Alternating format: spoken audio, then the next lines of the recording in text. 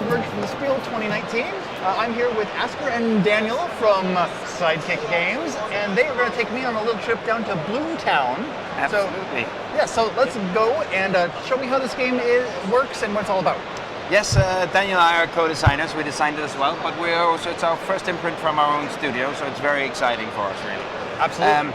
In it, every player has their own town board, and in it they will sketch out a plan for how to build the city, and whoever makes the best plan for the city will win at the end of it. Okay. The game's pretty straightforward. So on your turn, you take a tile from your hand, you place it somewhere on your board. Okay. And where you place it determines which tile you're going to get. As you can see, these rows on the A side of the board, there's also a B side that's face up over here where they're different aligned. But now they're actually aligned with the market as you see it. So if you place in this row, it will be this simple and you would get this tile. In this case I placed here, so I would take this tile instead. Okay. That's basically the game. And then you refill and then it will be the next player's turn. Of course there are 5 different building types.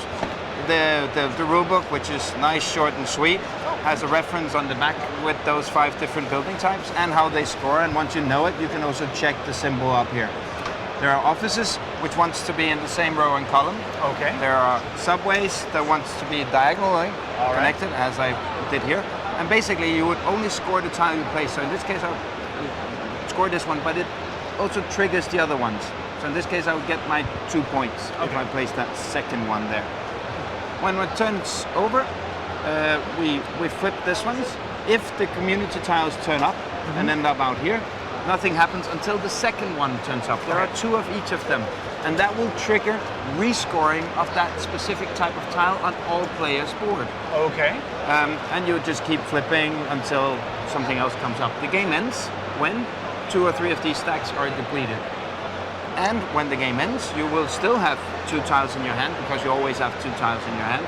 You'll then take one of the tiles and discard it. The other tile will then trigger rescoring for that building type on your board alone. So.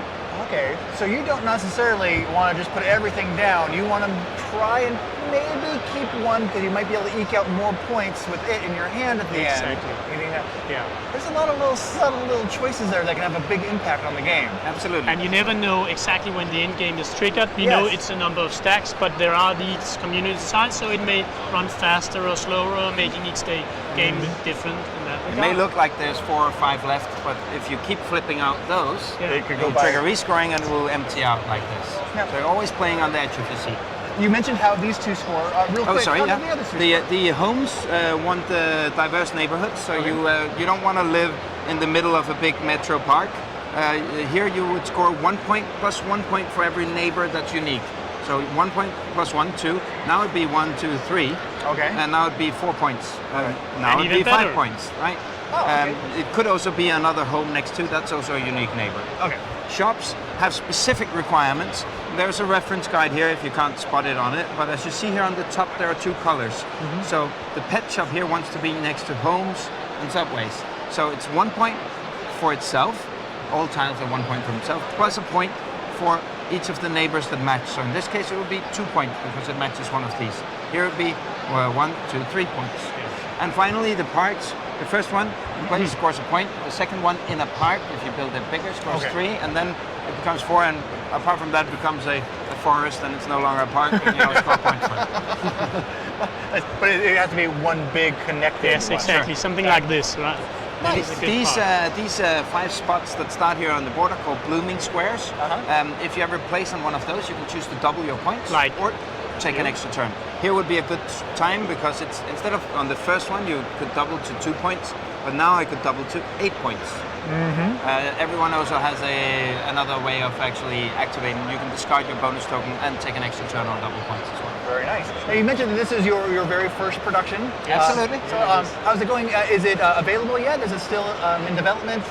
It is being sold here at SPIEL, and apart from that, it's a Walmart exclusive deal in the US. So it's actually just started selling a week ago, I believe. Oh, that's excellent. Yes. Oh, and do you know what the price point? $29.98, I believe. Yeah. That's great.